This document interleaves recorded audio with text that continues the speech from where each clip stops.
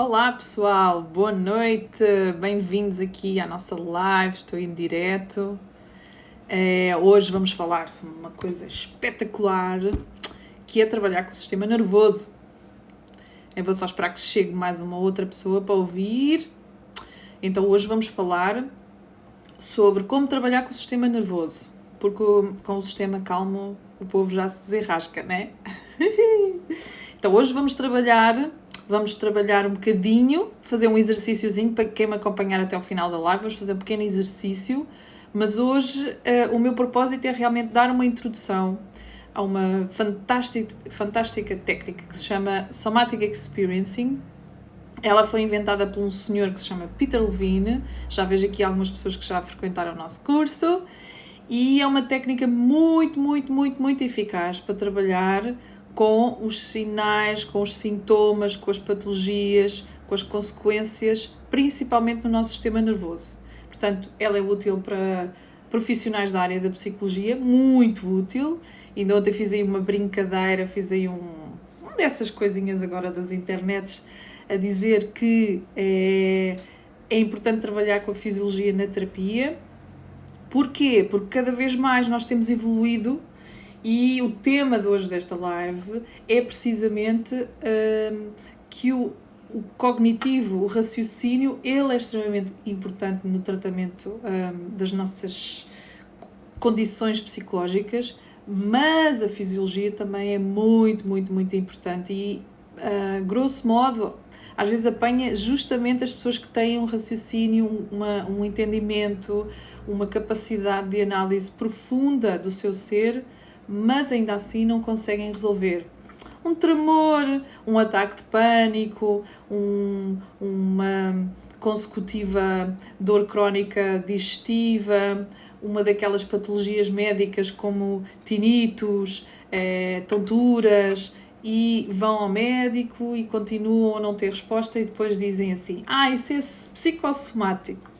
E não é à toa que a nossa escola se chama Somatic. E, portanto, é psicossomático. O que é isto de psicossomático? Então, hoje eu quero vos ensinar um bocadinho da teoria da SE.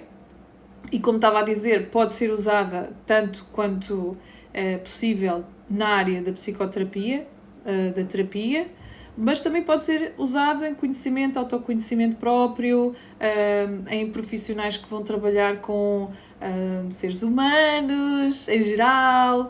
Porquê? Porque isto ensina realmente uma comunicação que ela ainda não foi desenvolvida no nosso cotidiano. Nós não temos, também já se falou aí da educação emocional e cada vez mais se fala em incluir isso nas escolas e na nossa aprendizagem, mas a parte da fisiologia, então, ninguém fala sobre esses sintomas. Nós até brincamos, quando começamos a ensinar aos nossos alunos a técnica e perguntamos às pessoas, então como é que se está a sentir no corpo? E as pessoas dão definições cognitivas, estou-me a sentir calma, estou-me a sentir em paz, estou-me a sentir apreensiva, que são tudo discursos que dizem respeito aos sentimentos, à cognição e não à fisiologia. Então hoje é isso que eu quero apresentar.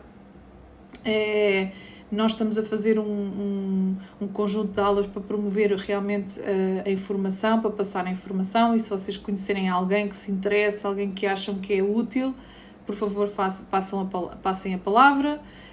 Inclusivamente nós também temos alunos que vão na busca e na procura do seu próprio desenvolvimento pessoal. Eu fui uma dessas alunas no início, eu realmente procurei respostas sobre questões minhas pessoais e efetivamente a parte cognitiva foi maravilhosa, mas havia qualquer coisa que não estava a ficar profundamente resolvida. Então vou começar assim a nossa aula. Vocês têm aqui a possibilidade de porem perguntas, questões, por favor, fiquem à vontade, e eu vou parar aqui depois um bocadinho alguns para fazer uma apresentaçãozinha às vossas questões. Então, esta técnica foi inventada pelo Peter Levine, que é um senhor já com os seus, para cima dos 70. Eu não sei se ele já chegou aos 80, eu acho que não. Já é um senhor assim sábio, ele já anda na busca de respostas a nível da psicoterapia corporal já há mais de 30 anos. e portanto vem de uma família de médicos acho que o irmão até foi Nobel nos Estados Unidos, e é um interessado profundo na psicologia. Ele é biofísico, trabalhou para a NASA, ele também é consultor do DSM, não sei se vocês sabem o que é para os psicólogos devem saber certamente, que é uma bíblia onde está descrita as doenças de foro psicológico. Portanto, é um senhor que tem assim um currículo enorme. Vocês podem vê-lo na internet, ele já tem vários vídeos a publicar a sua sabedoria. Então, esta técnica é uma técnica importantíssima, cada vez mais, na minha opinião, extremamente eficaz para nós conseguirmos acessar áreas da nossa psique que não são acessíveis na comunicação. Então, o que é que eu estou a falar? O Peter Levine, ele tentou definir a técnica dele como uma técnica que auxilia na gestão do trauma e do stress. Portanto, ele é vocacionado realmente para situações que ficam instaladas na fisiologia sob a forma de sintomas. E daí o nome somático vem de soma, justamente porque tem a ver com a questão sintomática dos sintomas, da fisiologia, aquela matéria que, apesar de nós entendermos o porquê, até percebemos os gatilhos, mas não conseguimos trazer a resolução dessa matéria. Então, ele, nessa procura, ele, em primeiro lugar, foi beber várias fontes, 3 principais fontes: uma, a psicologia normal, convencional, a psicoterapia corporal, que veio de uma escola de Reich, que foi um senhor que estudou bastante a ligação entre a psicologia e a psique e o corpo, um aluno de Freud na altura, e na neurociência. E também dentro desse caminho da neurociência, do que tem sido estudado sobre o sistema nervoso, foi incluir um trabalho intensivo sobre animais no seu habitat natural. Então ele foi à procura aí dessas, que eu vou já desenvolver um bocadinho mais à frente. Então ele, na psicologia, o que é que ele foi analisar? Só em 1980 é que foi colocado no DSM o primeiro nome chavão que a gente chama em Portugal stress pós-traumático no DSM, mas ainda assim nessa altura estava associado a sintomas somáticos como flashbacks, pesadelos, suores frios, visões, despersonalização. Depois há um conjunto de critérios para se definir que é stress pós-traumático, insónias. Portanto, havia respostas somáticas mais simpáticas e mais parasimpáticas, que eu já vou explicar um bocadinho o que é isso. Então, nessa altura, em 1980, esse tipo de doença, psicopatologia psicológica, vamos assim dizer, era exclusiva a veteranos de guerra. E, portanto, só era considerado essa patologia a veteranos de guerra. E ele foi sofrendo alterações, esse diagnóstico, ele foi aumentando, e foi aumentando não na definição, porque ela até foi bem feita logo no início, mas foi aumentando no critério de quem é que eram os alvos de stress pós-traumático. Então, ao longo da evolução do DSM, foi sendo incluído, foi sendo expandido o número de pessoas que poderiam contrair o stress pós-traumático até chegarmos ao ponto que estamos agora, onde eles até categorizam e dividem 2 tipos de trauma de choque, um vivido na própria pele, que é o trauma de, eu confundo sempre, horror, e quem assiste. Eu não sei se eu estou a dizer ao contrário, eu espero que não, mas pronto. O horror e o terror, um quando é vivido na própria pele e outro quando nós assistimos a algo muito intenso e que não podemos fazer nada. Então aí começou-se a expandir, a incluir onde o stress pós-traumático existe. Em Portugal, por exemplo, de acordo com a minha experiência dos alunos, dos professores, nós trabalhamos com muitos professores internacionais, eu começo a achar, mas que lá está, é uma opinião, não fiz nenhum estudo científico, que Portugal não tem histórico de guerras atuais, vamos dizer assim, mas o período do 25 de Abril, do nosso fascismo, e o período e o que acontece nas nossas famílias, o excessivo número de violência doméstica, é um dos causadores da população portuguesa ter tanto stress pós-traumático.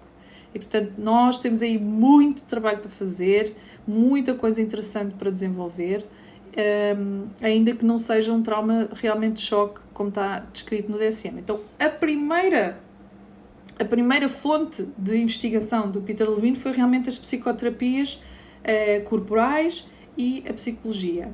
Ele, inclusivamente, falava que achava que a parte cognitiva poderia estar no impedimento da resolução traumática. Como? Ele, quando foi analisar e estudar como é que o nosso corpo reagia perante uma situação muito difícil, ele percebeu que existia um percurso natural de defesa, que nós temos uma maneira de nos defender de um ataque grave e que o ser humano, à exceção dos animais mamíferos, tinha uma estratégia de resolução idêntica, mas diferia na parte cognitiva, como é óbvio, e que essa parte cognitiva poderia estar na fonte da criação do stress pós-traumático. Olha que espetacular, não é?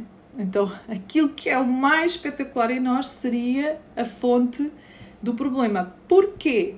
Porque a nossa tentativa é realmente marcar uma memória profunda na nossa amígdala, no nosso sistema límbico, que é onde as memórias passam para longa duração, com a seguinte mensagem: querida, querido, né? Não vais voltar a passar por isto. Nem que a vaca tussa.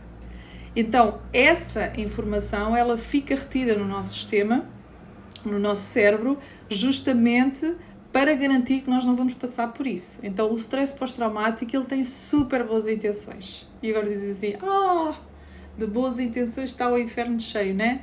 Pois é mesmo o inferno do stress pós-traumático. Então, ele fica aprisionado no nosso sistema, fixado no nosso sistema, com uma intenção espetacular, que é realmente prover uma estratégia de defesa para que, se eventualmente voltar a acontecer, nós vamos evitar, vamos tentar resolver, vamos tentar fugir, vamos tentar contrariar. E essa fixação, essa memória, ela é composta por 5 elementos. Oh, que lindo! E aqui já vou dar uma teoriazinha. 5 elementos. Então, ela é composta por uma sensação física, ela é composta por uma imagem, e imagem é que eu vou desenvolver. Imagem é tudo o que seja proveniente dos 5 sentidos. Um cheiro daquele momento, uma fotografia literal, ou seja, um flash tipo... Eu nunca mais esqueci aquele carro vermelho que vinha em minha direção. Um som, nunca mais esqueci aquele som. Aquele som, marcou, às vezes até uma frase. Aquela frase, não sei quem morreu, né? Aquele som. Táctil, obviamente, aquela sensação, quando eu toquei naquilo. E sabor também. E sabor. Então, aí a imagem. Então, já falei, sensação e imagem. Ele tem também um comportamento, o trauma também tem fixado um comportamento, uma emoção e um significado. Vou dar um exemplo. Eu estou na rua, tranquila, e vem alguém com uma arma assaltar-me e eu recebo aquele impulso como um ataque à minha sobrevivência e dou o que eu tenho, a pessoa leva, eu não sou agredida, tudo ficou bem, eu chego a casa tranquila, conto a história à minha mãe, à minha prima, à minha tia, à minha avó, a toda a gente, e que eu fico marcada no sistema é a sensação que eu tive quando a pessoa apareceu, a imagem com que eu fiquei com aquela imagem daquela sombra daquela pessoa, O meu comportamento foi ficar quieta, mas também pode ser. O meu comportamento foi lutar contra o ladrão. A minha emoção foi um profundo medo e o meu significado foi: a tua vida está em risco. Então até aqui está tudo tranquilo. Depois estou eu lá, depois do confinamento, ali na Torre de Belém a beber um café, e eu vejo um vulto com a mesma cor a passar de uma pessoa. E de repente a minha mente leva-me para um sítio que não é o aqui e o agora, e de repente eu fico com medo e eu fico com um comportamento bloqueado e eu começo a pensar e ter pensamentos automáticos sobre: oh meu Deus, eu vou morrer, a minha vida está em risco, e começo a associar à minha empresa que está a falir e eu vou perder o meu trabalho, e fica tudo como esquisito e vou-me deitar à noite super ansiosa e não consigo perceber o que é que se passou. Então, esta é uma das teorias que nós vamos ensinar passo a passo nas nossas aulas, mas é o que acontece na nossa memória de longa duração. Fica um compactozinho, que eu até falo de uma pasta zipada, que tem lá então a sensação, a imagem, o comportamento, o significado e a emoção a pensas. Então, o que é que o Peter Levine diz? Como nós realmente guardamos essa memória e esse significado e essas emoções, muitas terapias elas tentam realmente, por exemplo, na abordagem cognitiva comportamental, para quem conhece, eles usam uma técnica que se chama de sensibilização sistemática. Realmente é evocar o estímulo e à medida que a pessoa vai fazendo terapia, ela vai ficando menos sensível, vamos dizer, em traços muito simples, menos sensível àquele estímulo. Então é uma tentativa de reorganizar essa memória. Então não estamos a falar chinês, estamos todos a falar da mesma coisa. Qual é que é a chave que o Peter Levine nos traz? Em vez de a gente começar pela cognição e pela emoção, a gente começa pela fisiologia. Então ele diz que na fisiologia é onde é o início, a chave, o caminho, porque é um lugar onde a fixação ficou instalada. Então ele é muito defensor da ausência de muita cognição. Então assim, meu Deus, como é que se faz esta técnica que se não se conversa com as pessoas? Conversa, mas não é o forte. Não é o forte. Não é à toa que o seu livro é uma voz sem palavras. Então ele comunica com esta comunicação, da fisiologia, está aqui uma sombrinha, porque eu hoje estou aqui no escurinho, da fisiologia, essa comunicação vem via corpo. Até aqui não sei se têm dúvidas, se têm questões. Ele inclusivamente refere-se até a um exemplo que ele deu numa das suas palestras. Não sei se vocês se recordam, no dia do ataque às Torres Gêmeas, no 11 de setembro, não sei se alguém aqui pode me ajudar. Eu adoraria que houvesse aqui um solidário aqui. Ele disse: muita gente ainda hoje, passados estes anos todos, tem memória exata do que é que estava a fazer quando viu na televisão as Torres Gêmeas a serem atacadas pelo avião. Então aqui até faço uma pergunta a vocês, são pouquinhos, mas são ótimos.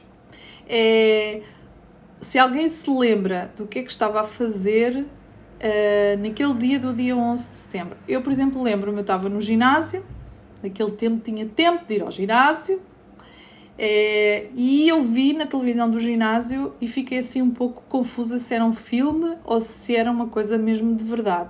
Eu levei um tempo a perceber assim, mas lembro-me exatamente do sítio onde estava. Aqui a Renata está a dizer que se lembra. A Mónica também. É a Mónica! Então, há pessoas que não se lembram, e está tudo bem, não é caso para ficarmos alarmados, mas para dizer que foi um evento de tal ordem gigante que aquilo ficou assim, a dimensão do evento, ele foi direitinho para o nosso centro para dizer assim: calma, que isto é uma coisa séria. Então não foi uma coisa consciente, mas ainda hoje toda a gente se lembra, e não sei se vocês têm amigos e pessoas próximas que dizem assim: epá, eu nunca mais me esqueci. que ela chegou para mim e disse-me assim: eu nunca mais vou olhar para ti, sei lá, aquelas conversas que as pessoas dizem assim, eu nunca mais vos esqueci, estava com uma camisola vermelha, à beira-mar, e ele disse, está tudo acabado. Agora estou a ser um bocadinho dramática, mas há memórias, vocês devem ter assim, retratos de pessoas que contam assim, nunca mais me esqueci. Ótimo. Qual é a função do cérebro? Não te esqueças porque pode voltar a acontecer. Então é essa a função maravilhosa. Só que nós não sabemos lidar muito bem com essa memória porque ela tem agregado a outras experiências. E essa memória, ela é tão forte, é tão intensa que ela tem a capacidade de eu estar aqui hoje com vocês e se houver alguma coisa que me ative, parte de mim vai junto com essa memória e com a sensação que ela tem, e com a imagem que ela tem, e com o comportamento que ela tem, e com o significado que ela tem, e eu saio daqui. Então não estou aqui. Já nesse 11 de setembro, já vi que aqui muita gente se lembra. Lembro perfeitamente, estava a voar. Ai, oh Minas, Ricardo, estava a voar, isso não deve ter sido agradável. Então não se lembra. Se estava a voar, não se lembra. Não deve ter sido nada agradável estar a voar e a ver aquilo. Quais são os mesmos 5 fatores que gravamos no trauma? Então, sensação física, imagem dos 5 sentidos, a gente chama imagem porque é algo externo, algo de fora, que vem de fora pelos 5 sentidos. Então pode ser um cheiro, pode ser uma coisa que vimos visualmente, neste caso, por exemplo, do World Trade Center, muita gente ficou com aquela imagem na cabeça, aqueles aviões, aquilo passou milhares de vezes na televisão, não é? Aquilo foi repetido e repetido e repetido. E isso é traumático, isso pode gerar stress pós-traumático. Aquilo que eu falei ainda há pouco, é do horror, de eu assistir, não foi comigo, mas eu não preciso que seja comigo para eu perceber o quanto aquilo é horrível, não é? Eu recordo que uma vez fui a uma reunião à Polónia e estava muito perto do campo de concentração de Auschwitz e eu passei mal. Eu fiquei estranha e não é que eu tenho memória, mas é a representação que aquilo tem mexeu comigo. Então, o que é que acontece nesse 11 de setembro? Então, houve vários psicólogos que vieram após o 11 de setembro auxiliar, tentar socorrer psicologicamente as pessoas que tinham estado, as que sobreviveram, como é óbvio, e as que estavam nas proximidades foram implicadas. E há uma das estratégias, e repito, as estratégias terapêuticas todas têm coisas maravilhosas, umas servem para umas pessoas, outras servem para outras. Esta técnica que eu hoje estou a falar, ela combina maravilhosamente bem com muitas terapias espetaculares, mas o que o Peter defende aqui é dar um pouquinho menos corda ao raciocínio. E isto desafia-nos muito. Ai, os meus alunos, o que eles lutam no início é porque não é intencional, mas é algo que é novo, o novo já é desafiador, pessoas que trabalham há muitos anos com muitas técnicas, é muito lindo ver. E todos eles acabam por se render a esta técnica porque ela realmente não é a resposta para tudo, mas é maravilhosa. Eu acho que muitas pessoas iriam usufruir de a conhecer. Então, no 11 de setembro, voltando cá, houve uma técnica em específico que eles tiveram que parar logo, que se chama debriefing. O que é o debriefing? O debriefing, em inglês, chique, é uma descrição detalhada do evento. Há um filme na Netflix, uma série também, de uma moça baseada em factos reais, de uma moça que foi abusada sexualmente e os primeiros 2 episódios são ela a descrever sistematicamente a todos os técnicos, polícia e detetives. É uma tortura. Eu acho que o filme a série está mesmo feita, eu não sei agora o nome, mas se alguém depois quiser saber, manda-me uma mensagem pessoal que eu vou procurar. Não é uma série linda, mas eu, como sou tonta por trauma, eu vejo. Mas o que eu quero explicar é, efetivamente, o debriefing, explicar e falar. No caso do 11 de setembro foi interrompido porque estava a deixar as pessoas muito transtornadas, muito destabilizadas. Então, o que é que o SE ensina? Realmente uma escuta passiva. Olha que lindo! Passiva do que é que o nosso corpo quer comunicar. Aonde é que ele ficou fixado? Há pouco estava-me a perguntar essas 5 categorias que englobam o trauma. Há pessoas que, por exemplo, acessam a uma categoria, só conseguem se lembrar, por exemplo, do significado. Não têm memória da imagem, do som, da emoção que sentiram na altura. Exatamente, Beatriz, é exatamente. Unbelievable. É exatamente. Obrigada.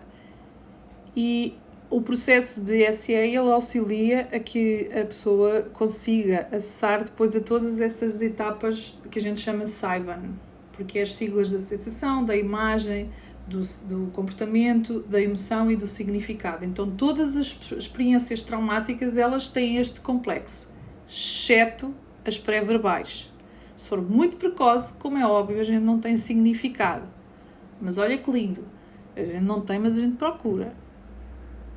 A gente não tem, mas a gente procura. Portanto, andamos uma vida em toda à procura de perceber de onde é que vem aquela sensação de vazio e a gente arranja uma história linda para pôr lá. O brain spotting, lindo. O brain spotting é muito interessante. Aliás, há uma terapia que se chama... Não, é o brain spotting. O brain spotting é de uma ex-aluna da SE e técnica de MDR e juntou as duas técnicas e chamou-lhe brain spotting. Muito lindo. Então ela bebe muita coisa do SE e não é segredo, e juntou o SE e juntou a MDR. Nós divergimos um bocadinho na MDR porque a MDR toca em sítios específicos. Nós somos mais passivos, nós queremos que nós damos muito espaço à fisiologia da pessoa, ao ritmo da pessoa, e ela é que vai ditar e ela é que vai guiar-nos. O terapeuta tem que fazer um esforço para ser muito passivo. Nem respirar a gente pode pedir à pessoa para fazer. Ai, ai, ai! Então é um desafio enorme. Até isso é o desafio. Então voltando cá, que eu entusiasmo muito com isto. Vocês façam perguntas se tiverem. Isso, usar a técnica é muito eficaz mesmo. Aqui o objetivo do SE é ensinar o SE passo a passo. E o brain spotting é a mistura dessas duas técnicas. Foi criada por uma, acho que é brasileira, né? Não sei, ou norte-americana, já não me lembro. Mas ela juntou essas duas coisinhas lindas. Então, onde é que eu ia?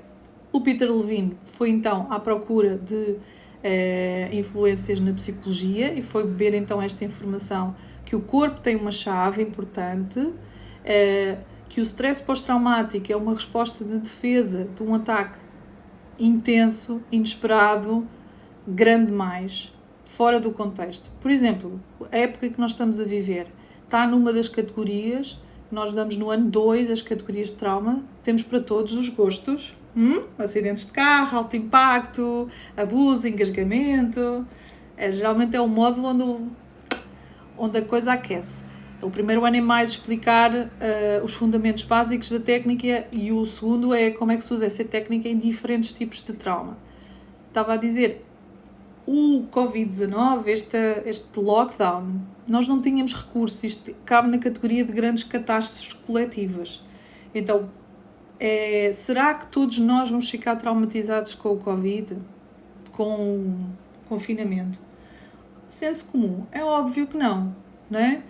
Então, essa foi uma das coisas que Peter Levine descobriu. Porque é que uma pessoa que vive exatamente o mesmo evento, o mesmo confinamento, outra vive um acidente de carro, o mesmo acidente de carro, e uma fica com stress pós-traumático e a outra não? Dana, hello!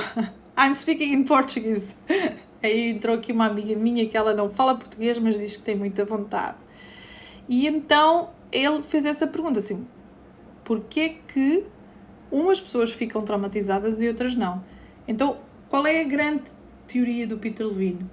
Que o trauma ele está realmente preso no nosso sistema nervoso e não na história do evento. Então o debriefing não faz muito sentido, porque a gente fica à procura de elementos na história para fazer um match com o que acontece connosco. Aqui é um pouco ao contrário, o que é que se passou dentro do teu sistema nervoso, dentro da tua resiliência, dentro dos teus recursos, que fez com que a tua memória ficasse presa nesse complexo diferentemente da outra pessoa que viveu exatamente o mesmo evento. Então, uma grande frase, chavão, que o Peter Levine roda aí todos os sites dele, é: o trauma não está naquele evento, ele está no teu sistema nervoso. Então, qual é a chave? Como é que se lê o sistema nervoso? Como é que se trabalha com o sistema nervoso? E com o sistema calmo também. Também é bom saber trabalhar com o sistema calmo. E fora de brincadeiras, ele diz uma coisa muito polémica, e não se chateiem comigo, não confundam a mensagem com o mensageiro. É ele que disse, hein? Que é: muitas das pessoas que procuram meditação, elas estão a tentar acalmar esta voz, sem palavras, que às vezes vem sobre a forma de sintomas, às vezes vem sobre a forma de pensamentos, às vezes vem sobre a forma de sensações físicas. Então, não todas as pessoas, como é óbvio, porque não há certos e errados, mas a grande maioria está à procura realmente desse desapego das sensações que aparecem, dos pensamentos que aparecem. Então, o Peter Levine, ele diz assim: a chave não está nessa fuga, a chave está nesse enfrentamento de o que é que acontece. E o Bessel van der Kolk, que é um psicólogo também muito influente na área, ele falou, está aqui uma questão, ele falou de um barulho ensurdecedor, que a pessoa que sofre trauma, ela é invadida por um barulho ensurdecedor. Então é esse barulho ensurdecedor que quer ser ouvido, mas a gente não sabe ouvir. Ninguém sabe trabalhar com o stress pós-traumático desta forma. Então, como é que a gente vai ouvir? Então, foi essa procura que ele foi atrás. Como é que se ouve a voz sem palavras? Como é que comunica a fisiologia? O que é que ela quer dizer? Então, é uma espécie de aprender a ler a fisiologia de uma forma inovadora, maravilhosa. Hein? Então, uma pergunta. Um paciente que teve cancro pode ter? Pode ter. Pode ter porquê? Essa é uma outra das categorias de trauma. Por exemplo, ser invadido por um vírus pode ser traumático. Porquê? Porque, e o cancro também pode ser traumático. Por exemplo, houve pessoas que contraíram o Covid, e as que contraem cancro é um adversário dentro do meu próprio corpo. É alguém que está dentro de mim a tentar me matar. Né? E o sistema nervoso não quer perceber se há estudos científicos, se as pessoas dizem: não, isto vai ficar tudo bem, vai ficar tranquilo. O sistema nervoso, ele tem uma regra que ele é senhor. Porquê? E o Peter Levine explica isso muito bem. Ele é o cérebro mais sábio, mais antigo, e ele tem provas dadas. Quais são as provas dadas? A nossa existência, porque se ele não fosse inteligente, nós já não estávamos cá. Portanto, ele toma as rédeas. São 6 segundos entre o evento ameaçador e a reação de defesa. 6 segundos. Nem chega cá acima. Por isso, muitas vezes as pessoas dizem assim: eu reagi e nem pensei. Pois não. Porque se eu pensasse, que é o que o Peter Levine diz, se a gente pensasse, a gente não fazia. Então, é uma sabedoria que nos guia e a gente nem sabe de onde é que a gente foi buscar aquela sabedoria. Então ela vem de pai para filho, na herança genética, vem da experiência. Então essa é uma explicação que nós vamos entrar numa outra aula mais profunda, mas é efetivamente o quanto o cérebro reptiliano, que eu já vou aqui dar uma apresentaçãozinha, ele é sábio, ele guia. Então sim, respondendo à tua pergunta, Renata, sim, e há outras pessoas que podem ficar sem conseguir desculpem lá que agora interromperam-me aqui com uma imagem e eu fiquei desatenta. Então estava a dizer, efetivamente há pessoas que têm a doença e conseguem ultrapassar e não ficam com qualquer marca traumática, apesar de ter sido difícil, não fica fixado como uma coisa ameaçadora, fica fixado como um processo de crescimento e de transformação e até aquilo que a gente chama de crescimento pós-traumático. Como há outras pessoas que foi tão intenso, foi tão inesperado, foi um processo tão doloroso, foi tão complexo, a pessoa estava sozinha, sei lá, e isso pode constituir como uma ameaça, inclusivamente é um dos sintomas muito comuns nas pessoas que sofreram cancro, que é a reincidência. Então, é aquela coisa. Então, a memória, o stress pós-traumático, lá está, ele fica ativo no sistema nervoso da pessoa como uma estratégia de defesa para aquilo nunca mais vai acontecer. Então, a pessoa pode ter uma estratégia de defesa, por exemplo, de cuidar muito da sua alimentação a partir daí, até de uma forma um bocadinho exagerada. Porquê? Porque a ameaça pode vir dali, porque a teoria diz que a alimentação é uma coisa essencial na constituição do cancro. Então a pessoa fica fixada com uma memória muito específica sobre essa matéria. Então, vamos lá. O medo da reincidência, muito legítimo, hein? Muito legítimo. Então, ora bem, então, continuando, o Peter Levine foi então inspirar-se nas psicoterapias, chegou à conclusão realmente que a parte cognitiva ela era ótima, mas tinha uma limitação, então que havia de procurar onde o corpo era mais rei e senhor, que ele então falou que estava preso no sistema nervoso e não no evento, e então ele depois foi se inspirar na neurociência.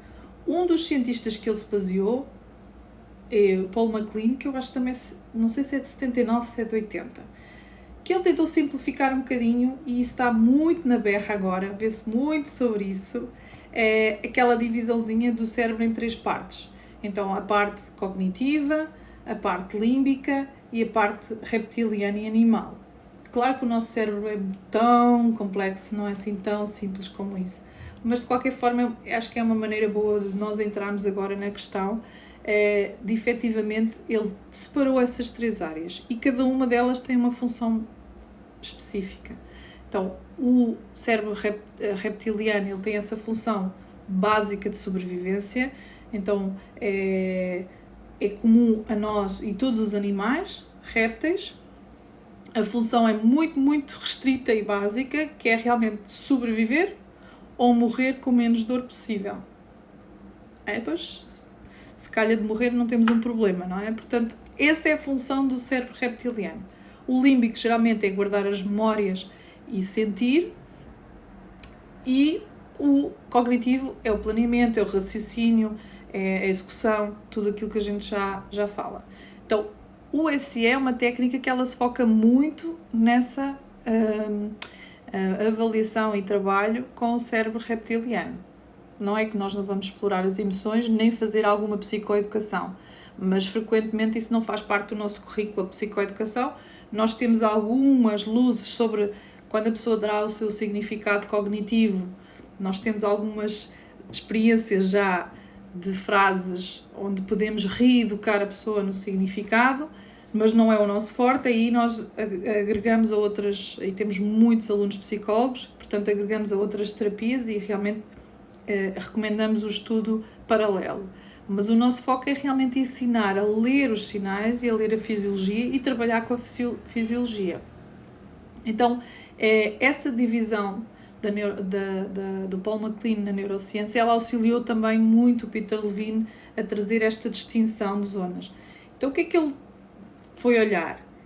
Ok, réptil tem em comum connosco a zona reptiliana. Então, necessidades básicas, e não é à toa que a pirâmide de Maslow também fala das necessidades básicas, portanto, sem elas nós realmente não conseguimos passar para as outras etapas, e a função básica de sobrevivência.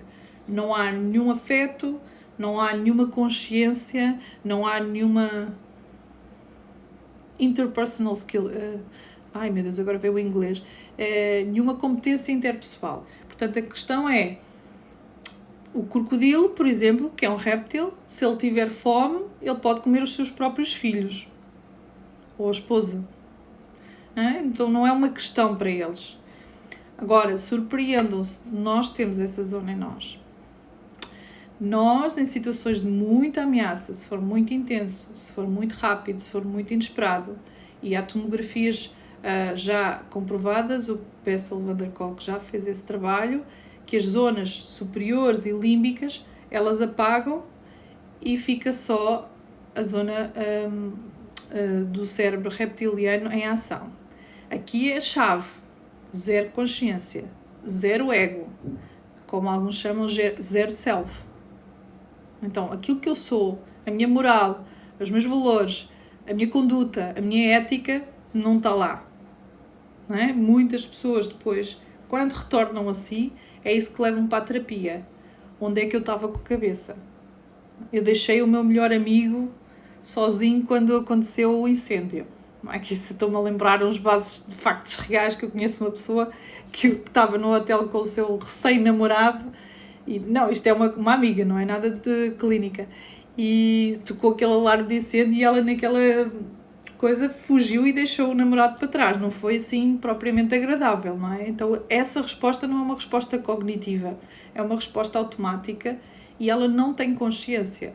E portanto, como é que eu vou trabalhar cognitivamente com o cliente, com a sua consciência, com a sua cognição, se ela está presa num patamar completamente diferente? Então, como é que eu vou aprender a trabalhar com esse patamar, com essa zona inconsciente que tem um foco muito grande? Então, qual é o foco? O foco é muito simples: lutar, fugir ou fingir-me de morto. Ao menos é simples, não é? Não complica.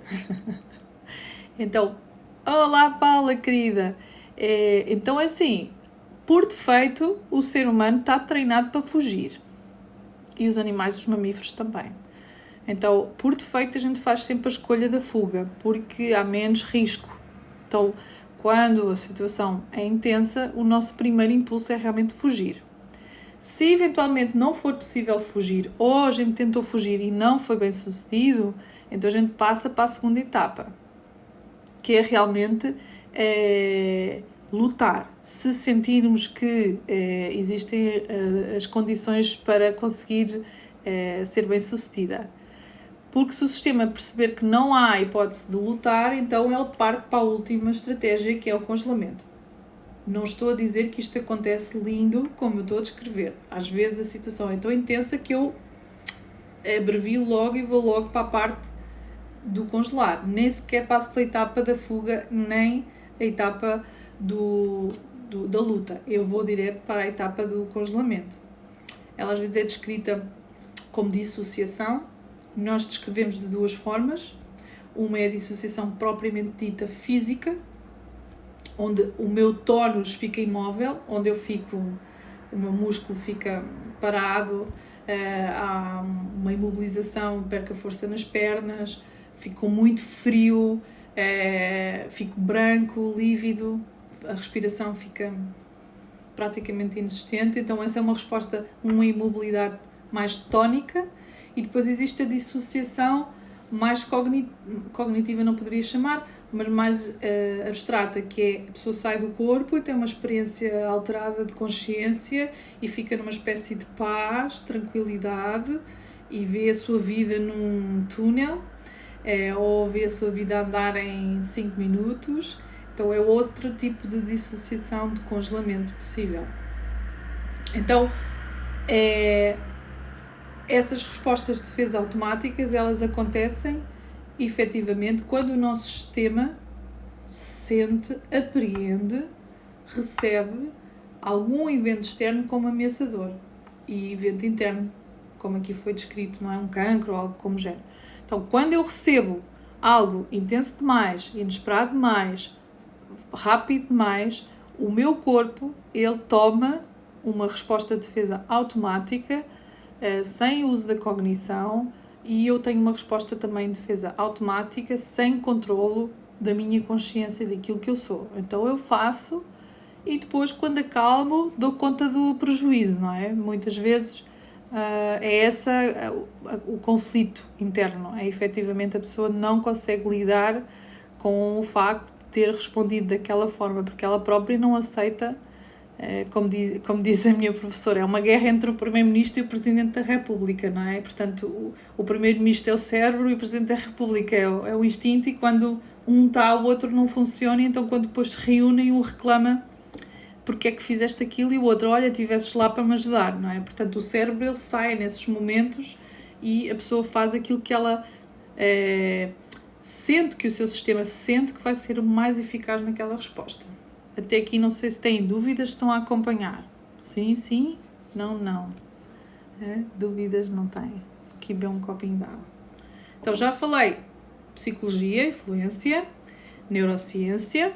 Neurociência hoje não vou falar, mas ele foi beber muito de uma coisa que também se fala muito hoje, que é a teoria polivagal.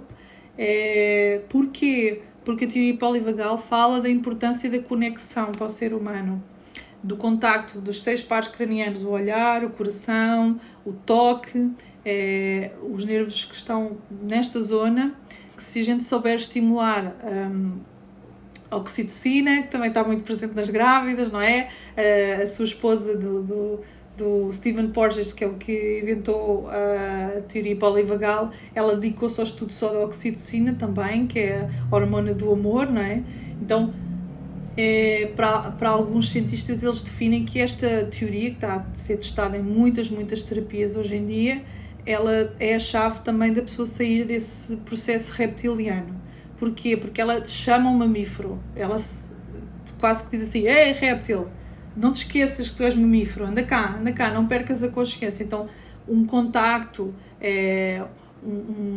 um afeto, isso nós vemos na nossa prática clínica que funciona muito. Há mais técnica além do convencional amor, esse contacto, essa testemunha, essa presença do outro mamífero lembra um pouco a nossa consciência e permite que nós nos sintamos mais seguros. Mas hoje eu não vou desenvolver porque isso é bem específico, mas também foi beber essa parte da neurociência.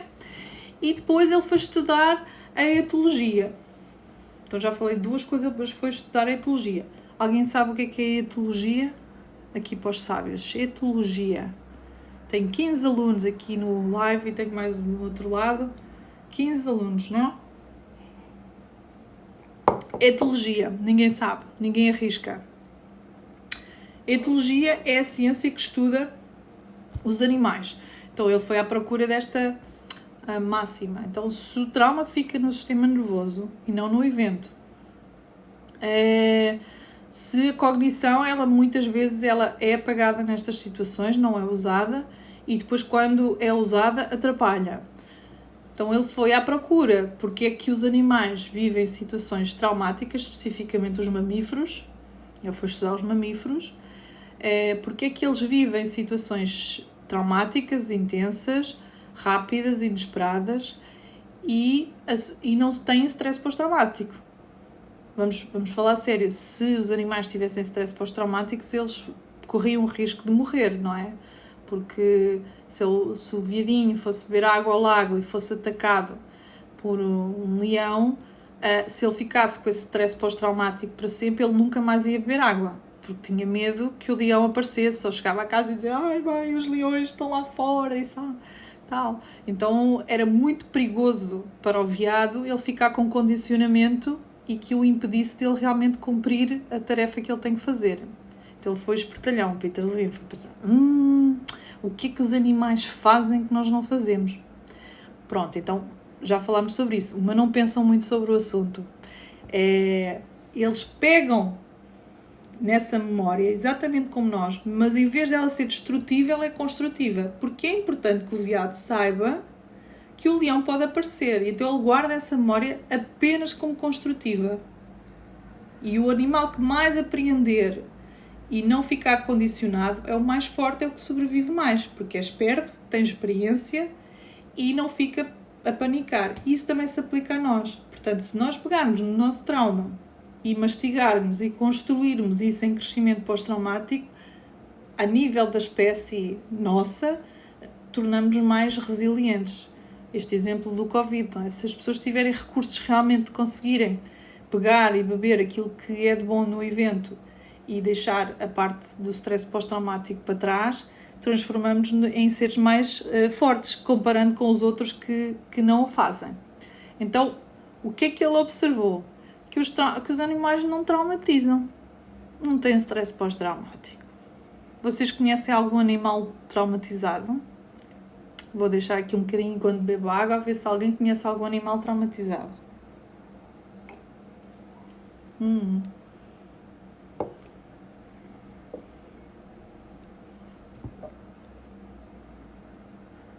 Magda, porque fazem release imediato. Pois é. fazem o release de imediato. Eu já vou explicar o que é o release. Cães, Psi Love You.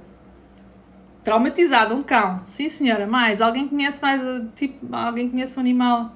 A minha cachorra é.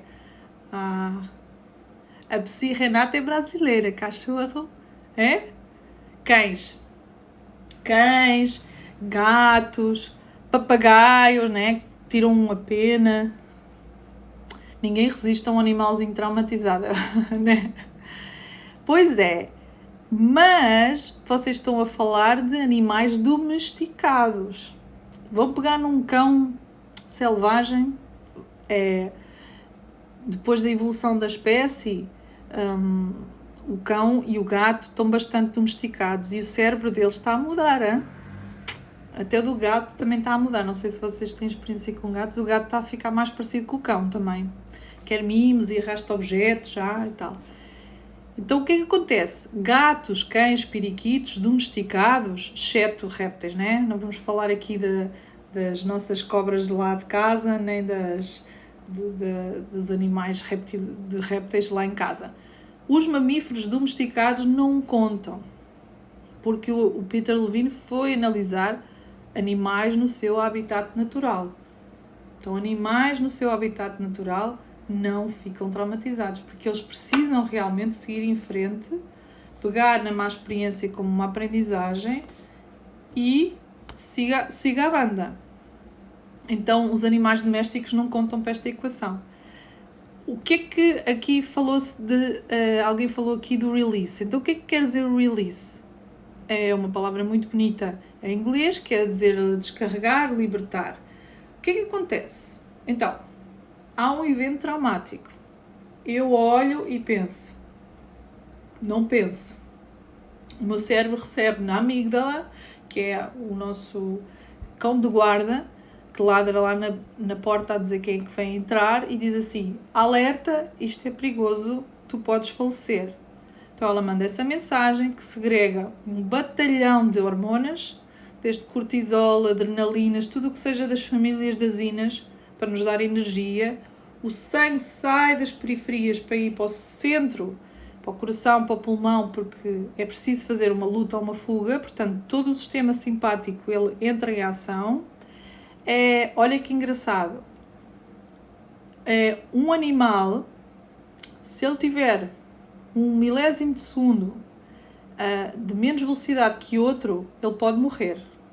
Então, uma das coisas que acontece é realmente um impulso para ir à casa de banho. Os animais não vão à casa de banho, mas é um impulso automático de sair, diarreia, um xixizinho, não é? Por exemplo, acontece muito com os cães domesticados e as crianças, que quando têm muito medo fazem um xixizinho assim automático. Então a função é sistema nervoso. Outra coisa muito chata é que as células do sistema nervoso, quando nós comemos e se tivermos muito stress, e principalmente as mulheres assim a partir dos 40, que as hormonas ficam mais confusas, o sistema nervoso é a única zona que acumula gordura para ter energia numa eventualidade. Então essas células funcionam muito para reter, principalmente na zona abdominal, que é uma chatice. Não fica nada bem esta coisa do cérebro fazer esta brincadeira, mas é o que é, né? Então o que é que acontece? O animal vai e, se ele tiver a sua fuga eficaz, ele pode até fazer o seu xixi no caminho, o seu cocó no caminho, para ele conseguir ser mais bem sucedido. E isso acontece também connosco. Então a resposta é fisiológica, é intensa, é rápida, não tem pensamento, não tem emoção, não tem consciência. Essa é que é a coisa mais difícil para nós. Porque, eu repito, muitas das lutas é onde é que eu estava com a cabeça, né? Fui lutar com o ladrão. Onde é que eu estava com a cabeça? Estava no sítio certo, estava no reptiliano. Então, essa resposta de defesa automática, ela vai nos convidar a fugir, a lutar ou a congelar. Até aqui, tudo bem, temos na nossa vida maravilhosa, muitos traumas para contar, porque isso eu não vos posso oferecer. Nos meus cursos não há oferta Qualquer um tem um trauma, não é o que nos separa, é o que nos une. Todos nós temos histórias e vamos ter, e portanto esse é um dado da realidade que nós não podemos fugir. Vai acontecer um evento traumático e a nossa resposta de defesa vai ser ou lutar, ou fugir, ou congelar. Até aqui está tudo tranquilo. O que é que acontece? Porque somos seres cognitivos frágeis ou porque o evento é intenso, rápido e inesperado, a nossa resposta de defesa pode, por alguma razão, ser interrompida. A nossa fuga pode ser inibida, a nossa luta pode ser frustrada e o nosso congelamento pode ser eterno. Eterno não no sentido literal, mas a pessoa, a partir daí, ela acessará um congelamento crónico em várias circunstâncias da vida dela. Então, o que é que o Peter Levine, outra definição que ele dá do trauma, além daquela que eu já dei, de intenso, rápido e de estar no evento e não, de estar no sistema nervoso e não no evento, é uma das outras definições que ele dá, é efetivamente que o trauma é a consequência de uma dessas defesas não ser finalizada. Então, não foi finalizada com sucesso e impede a tal descarga, o tal release, que os animais não dispensam. Porque se eles não fizerem a descarga, eles vão falecer. Ou falecem porque realmente ficam incapazes de conseguir transitar no seu cotidiano da caça, da fuga, ou porque o seu sistema nervoso fica toxificado, será que esta palavra existe, com toda essa quantidade de hormonas presa no seu sistema. Então, eu falei aqui, eu carrego uma cocktail de adrenalinas, endorfinas, cortisol no meu sistema, ativo uma energia gigante para fazer a tarefa, gigante. Aliás, os animais selvagens também têm que gerir muito bem essa questão, porque se eles gastam energia e voltam a ter outra caça nesse dia, correm o risco de não conseguir sobreviver. Portanto, eles têm essa gestão energética e ela, à partida, ela vai ser descarregada na fuga, na luta ou no congelamento. Ora, se eu inibo, se eu interrompo a minha luta, a minha fuga, o meu congelamento, pergunto para queijo, para onde é que vai essa energia? Se ela não é descarregada, onde é que ela fica?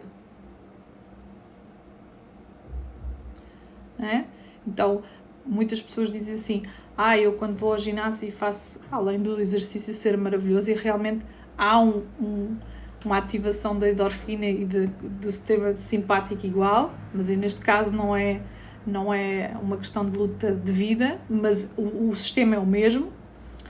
Não é estamos a falar de uma diferença de quantidades, mas quando a pessoa liberta essa carga, inclusivamente há pessoas que precisam mais ter um treino mais aeróbico e outros menos, e as pessoas descrevem muito, eu descarreguei, estou-me a sentir super bem, precisava mesmo de fazer esta descarga. Então o que ele faz é realmente, durante o dia eu carrego várias tensões e pequenas lutas, ou algumas muito grandes, não é? Estou lá na minha reunião a querer matar o meu CEO, mas não posso, a minha luta é inibida, eu só posso matá-lo com o pensamento, mas o meu sistema simpático está lá assim, bzzz, e eu não descarrego essa energia, vou ao ginásio, faço um kickboxing, digo umas palavras amorosas e essa descarga acontece. Parece uma brincadeira, mas é assim que funciona mesmo. Então, se for um evento muito intenso, com uma memória muito específica, com estes 5 elementos, imaginem o quanto isto carrega, esforça no ser humano. Então, o que é que acontece? Como a luta foi inibida, como a fuga foi inibida ou o congelamento não foi finalizado, ou seja, a pessoa não descarregou esse congelamento, ela guarda essa memória e essa repetição e ela não faz essa descarga. Claro que ela descarrega de outras formas, mas o que interessa é ela carrega novamente quando ela tem um trigger e ela tem uma resposta de retenção através da carga. Portanto, existe uma repetição, o corpo tem o seu ritmo e vai descarregando sobre outras formas, às vezes sob a forma de exercício, às vezes sob a forma de massagem, às vezes sob a forma de crise, às vezes sob a forma de doença, mas o corpo não consegue aguentar Só que o que é que importa descarregar se eu volto a carregar, se eu volto a ver um vulto ou um carro? Eu volto a carregar, porque a memória está treinada para ver aquele estímulo. E a resposta de defesa volta na mesma, para eu fugir na mesma, mas eu continuo inibida na mesma. Então é um processo cíclico em que eu não consigo controlar. Então o que é que o SIA vai fazer? Uma leitura minuciosa dessas sinais, e nós temos técnicas específicas para identificar se a fixação é simpática, se a fixação é parasimpática, que zonas do corpo foram condicionadas, qual era a resposta de defesa que estava, qual era a emoção que estava presente, qual era o significado. E, portanto, o nosso trabalho vai ser essa identificação e proporcionar ao cliente que ele consiga ressignificar o evento no seu sistema nervoso, não na cabeça, porque na cabeça já está ressignificado. Muitas vezes até a pessoa já processou cognitivamente e emocionalmente o evento, mas a fisiologia continua a não confiar. A fisiologia continua desconfiada. Se tu voltas a ter uma situação destas, como é que vai ser? Então, não adianta. Não adianta eu falar chinês para uma pessoa que fala português. Então, nós ensinamos a falar chinês. Ensinamos como é que a fisiologia pode ser treinada, identificada, lida. Então, perguntam assim, mãe, então vão pôr as pessoas a correr lá no consultório? Sim e não. Sim e não. Depende da necessidade de cada pessoa. Há pessoas que são mais dramáticas, há outras que dramáticas no sentido pejorativo, gostam de externalizar mais a sua questão, outras são mais simbólicas, mas efetivamente não interessa muito a parte do comportamento, o que interessa é realmente a fisiologia ter essa experiência, e nós vemos sessões e demonstrações durante as nossas formações que são impressionantes, completamente, parece mágica, mas não é mágica, há uma técnica por trás e às vezes consegue-se com uma sessão fazer a pessoa acessar a uma memória, a uma sensação, a uma experiência avassaladora e de uma forma muito subtil. Então essa é a última chave que eu hoje queria deixar, que é o Peter Levine. Ele usa muito uma metáfora, ele é muito junguiano, não sei se vocês conhecem o Jung, que é um psicólogo que é meio simbólico, assim, gosta de usar a simbologia, é muito usada em marketing, o arquétipo do herói, o arquétipo do guerreiro, do sábio, do bobo, e portanto isso é algo interessante para usar na psicologia, e o Peter Levine também usa isso na nossa abordagem. E ele usou uma metáfora para contar uma história, que é a metáfora da história da Medusa. Ela é muito usada em várias circunstâncias. Então o que ele usou? Para quem conhece, para quem não conhece fica mais difícil contar a história, mas o Zeus, esse sacana, está sempre envolvido na história. Então o Zeus teve um caso com uma linda deusa que era a Medusa, e a esposa, chateada, fez um feitiço onde ela ficou com aquela cabeça com aquelas cobras. Eu, por acaso, até acho aquilo lindo. E a Medusa ficou com essa cabeça, com várias cabeças, tipo cobra, e ela tinha ia dizer um curse, tinha falha-me a palavra agora em português. Quem olhasse para ela de frente petrificava. Então, muitos guerreiros tentavam ir matar a Medusa, mas nunca conseguiam porque acabavam por ser petrificados. À exceção de Perseu, que foi um jovem muito inteligente, de certeza que era português. Eu tenho a certeza que Perseu era português. E então Perseu, instruído, olha, veja, peso na consciência, instruído pela esposa de Zeus, fez a seguinte técnica. Ele poliu o seu escudo de tal forma que ele ficou espelhado. Então o que é que ele fez? Ele pegou no escudo, espelhou, pegou na sua espada e cortou a cabeça da Medusa sem olhar de frente. Então conseguiu matar. Então simbolicamente o que é que o Peter Levine diz? Que o trauma é realmente uma coisa muito intensa, muito inesperada, que a pessoa na altura não tem resposta, não dá conta, não deu conta, foi muito além daquilo que eu podia. Naquela altura fritei a pipoca, não é? Como se costuma dizer, cérebro reptiliano, fiz o que tinha a fazer, eu fiquei vidrado, fiquei um bicho, e na altura foi só a lutar, e acabei por partir as pernas à pessoa e nem queria, estou aí longe, hein?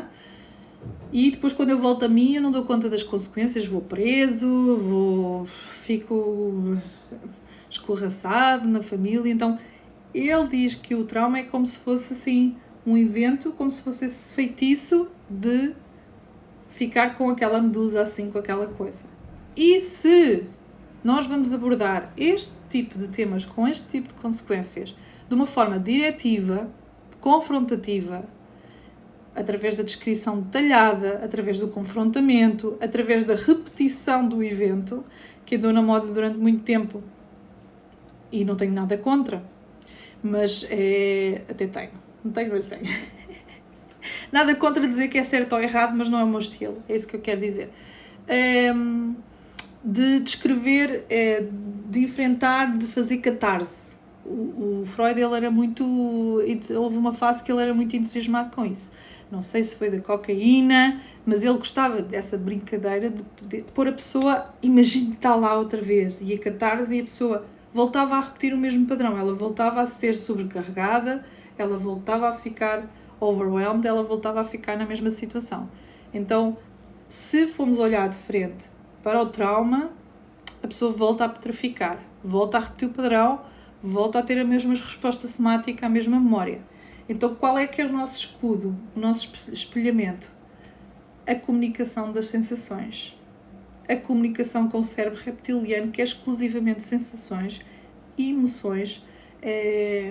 Então, simbolicamente, o nosso escudo é realmente não ser diretivo ao problema e realmente ir através das memórias e das sensações físicas. É como se pegássemos de baixo para cima, em vez de ser sobre cognição, emoção e comportamento, a gente começa realmente pela reação somática, pela resposta, pela fuga, pela luta interrompida e por aí afora. E é muito importante serem doses homeopáticas, porque se eu vou pôr a pessoa a expor ao evento na mesma carga de intensidade, não é preciso ser muito inteligente que o cérebro vai responder da mesma forma, porque ele não consegue distinguir se ele está outra vez a viver a mesma experiência ou se ele está a lembrar da mesma experiência. É incrível, por isso é que nós saímos do aqui e do agora e quando temos um trigger, estamos a viver a experiência como se ela estivesse à nossa frente, não é? Não está à nossa frente, mas o nosso cérebro tem a maravilhosa capacidade de nos fazer sentir, reagir, como se a coisa estivesse a acontecer agora. Então é exatamente isso que nós evitamos na técnica da SE, é produzir essa reatuação e esse evento novamente. Então, como? E a gente tem que ir para a segunda aula. Hoje já não dá. Hoje já é muito tarde, já não dá para ensinar. Mas nós vamos produzir o que eles chamam a técnica de titulação, que é pegar pequenas doses e fazer com que o evento vá ser renegociado dessa forma. Dúvidas? Agora vou abrir a dúvidas, questões. Tenham. Alguém tem alguma dúvida? Alguma questão? Falei muito rápido. Eu entusiasmo com isto, deve ser assim um pouco rápido, não? Não sei. Alguém tem aqui assim... Ponham os coraçõezinhos, porque dizem que se eu tiver muitos coraçõezinhos, o Instagram diz que eu sou uma pessoa que, pronto, tem alguma coisa interessante para dizer. Ai, que querida, aqui mal posso esperar para fazer o curso. O curso é muito, muito, muito fixe. Neste momento nós estamos a ter o Intermediário 2. Ele, além dele, eu sou suspeita, não é? Porque eu gosto muito, mas ele muda a nossa visão sobre as pessoas, sobre as reações e realmente desafia-nos no sentido de a gente... É um clássico, eu própria passei por esse processo assim, pensei que já tinha resolvido este problema, mas ainda continua a haver resíduo traumático deste evento. Então o curso começa no verão, em julho, que é para não termos nenhum problema de confinamento. Ele vai ser ainda assim online, o primeiro módulo só, porque é muita teoria e para estarmos todos seguros com as questões do confinamento, provavelmente algumas pessoas ainda não vão ter as vacinas, etc. Então ele ainda vai ser. Vamos ter uns introdutórios, que é para as pessoas que não querem fazer o curso grande ou as que querem fazer o curso grande tomarem a decisão com conhecimento de causa Então no nosso link na bio vai estar lá a informação sobre o introdutório que vai haver em abril. São 3 noites, agora aqui no finalzinho de abril, e vai ser a nossa professora Liane, que já tem 30 anos de experiência. Ela é um amor, uma professora super sábia, super querida, e ela neste momento ainda está no Brasil, mas ela todos os anos está cá 3, 4 vezes e temos dado os módulos. Já temos 2 turmas em funcionamento, vamos para a edição número 5. Eu soube agora que a minha colega de Barcelona abriu um curso com 40 pessoas, a da Polónia igual, porque as pessoas estão dispersas pelo mundo inteiro e vão fazendo online, é uma das vantagens. E Liane é ótima, sim, é verdade. E o introdutório ela vai dar e a formação também. E pronto, olha, agradeço muito a vossa paciência estarem aqui, é tantas lives, né? Tanta informação. E se tiverem aqui alguma questão, deixo aqui assim um minutinho para alguém que tenha alguma questão. E pronto, olha, o Pedro está aqui. Mas é uma técnica, vou falar, muito, muito eficaz, muito passiva, muito delicada, escuta as sensações do corpo, é incrível como ela funciona, ela desafia-nos muito, a nós que temos muitas teorias e sabemos muitos significados, deixar o corpo seguir, deixar o corpo guiar e o terapeuta ser um acompanhante, uma testemunha empática do processo e só dar a condução. Portanto, é uma técnica realmente que para mim funcionou assim muito, muito, muito, muito, muito mesmo. Ajudou-me muito. Oi, quem me viu antes e quem me viu agora. Então é assim. Maldição, Sónia, maldição. Porquê maldição, Sónia? Maldição. Devia de ser a maldição, que era a palavra que eu não me estava a lembrar. Obrigado. Pois era, curse, maldição. É isso mesmo, obrigado. Obrigada, querida Psi, Renata, obrigada. Onde posso fazer sessões? Ora bem, eu faço sessões de SE e tenho a minha equipa que já é formada do primeiro curso, que nós depois pode-nos mandar uma mensagem que nós enviamos o contacto de várias pessoas aqui em Lisboa que estão a fazer. No Porto também já temos pouquinhas, menos daquelas que eu desejava, mas já temos algumas pessoas no Porto e também no Algarve temos uma. Eu queria ter mais SEsistas por aí fora, queria ter mais técnicos aqui, assim, é uma das minhas vontades. Além de que o curso, ele já está assim, bem famoso nos outros países e, claro, Portugal começa um pouquinho mais lento. Eu serei a terapeuta do Porto, ideal. O que eu quero, a gente tentou já fazer vários eventos no Porto, mas a adesão lá é mais tímida. Eu acho que existe o hábito de vir para Lisboa fazer os cursos, então fica mais difícil abrir lá, mas quem tiver com quórum e ajudar, a gente avança no Porto, porque a gente quer avançar bastante e espalhar o SE aqui. O Porto precisa, não é? É verdade, o Porto precisa.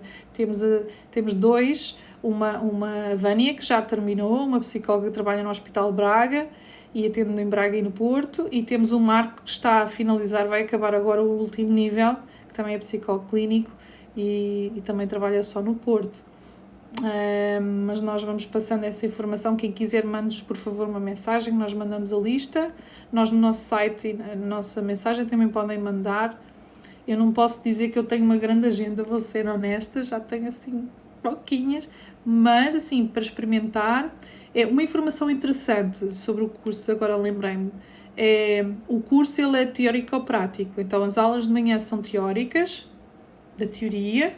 Ao fim da manhã nós fazemos uma sessão para quem quiser se oferecer, então há uma demonstração, um aluno oferece e a professora faz uma sessão e depois do almoço há uma discussão de dúvidas, perguntas sobre a sessão, sobre a demonstração, perguntas e respostas, onde a professora explica o que é que ela fez passo a passo, e da parte da tarde são criados grupos de trabalho onde vão ser feitas as práticas da teoria da manhã, assim, todos os dias assim. Então algumas pessoas preferem primeiro perceber a teoria e depois ir para a prática, mas ali não dá. A gente vai para a prática logo no início. E faz com que o aluno ele entre muito rápido na técnica. É uma maneira de dar aula muito interessante. E À parte dessa parte teórica, prática da aula, o aluno é convidado, à força, a gente usa estas palavras para ser mais fofo, a fazer durante esses 3 anos escolares, porque há o nível 1, nível 2 e nível 3. Não são 3 anos físicos, mas são 3 anos escolares. E durante esses 3 anos escolares o aluno deve fazer 12 sessões pessoais para experimentar no seu próprio corpo, com uma pessoa credenciada, que nós damos a lista das pessoas credenciadas. Existem as de Portugal e depois existem as do Brasil. No Brasil, por exemplo, nós temos o site que é a Associação Brasileira do Trauma, que tem lá uma lista enorme de profissionais. Existem nos Estados Unidos, existem em toda a Europa, e também 18 supervisões, que são casos clínicos que a gente leva e o supervisor explica como é que se faz a técnica de DSS. Só depois disso é que se dá o que a gente chama o certificado profissional, que é internacional, a pessoa fica formada internacionalmente. A nossa formação também é certificada pela DGERT, aqui em Portugal, portanto tem a certificação da DGERT em Portugal, e também é certificada internacionalmente, portanto essa carteira profissional a pessoa pode exercer em qualquer parte do mundo e pode ter esse CSE. As pessoas que não querem ser terapeutas, que querem fazer o curso por questões de desenvolvimento pessoal, podem frequentar os módulos. As sessões pessoais nós pedimos para fazer porque o aluno que não faz sessões, nós notamos uma diferença ao nível de acompanhar a aula, porque estamos a toda a hora a rastrear se as pessoas têm sensações, se as pessoas ficam ativadas, portanto o aluno também é exigido um desenvolvimento vivencial durante o curso, mas as supervisões, se a pessoa não quiser ser técnico profissional, não é obrigada a fazer e fica só com a frequência do curso de formação, mas não fica com a carteira profissional DSE. Informações sobre o curso, nós temos uma landing page. O nosso site ainda está em atualizações, não temos as datas certas, mas está lá a informação, que é o somatic.pt, mas as datas ainda não estão atualizadas. Vamos fazer isso na sexta-feira, mas temos uma landing page que podemos deixar no nosso bio, e também temos a landing page do nosso curso introdutório, que são 2 dias, é um fim de semana, só para as pessoas que são curiosas e querem aprender a técnica assim mesmo, fast track, uma coisa rapidazinha para usar, só para acrescentar ao seu trabalho, ou para realmente saber se este curso é para si, vale a pena. Eu acho que é um curso muito interessante e que as pessoas merecem tomar uma decisão sustentada. Então a forma que nós fazemos é realmente a pessoa frequentar esse introdutório de 2 dias, para ela formar a sua opinião sobre a técnica e para ver se funciona. Então são 2, neste caso vamos fazer em abril, repartido por 3 fins de tarde, mas depois teremos em maio um outro e em junho também, de fim de semanas. Tá bom? Então, muito bem. Não têm mais dúvidas, coraçõezinhos. Já vi aqui agradecimentos, agradeço também.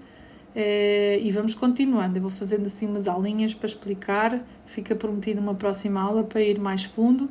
Se vocês quiserem, podem escrever na nossa página mensagens, dúvidas que ficaram, perguntas que tenham, que nós depois assim podemos ajustar a próxima aula aos vossos interesses. Tá bom? Um beijo muito grande. Vou aqui fechar a nova tecnologia das lives. Esperem que fiquem bem e, como eu costumo dizer, tomem boas escolhas. Então vá, um beijo e boa noite.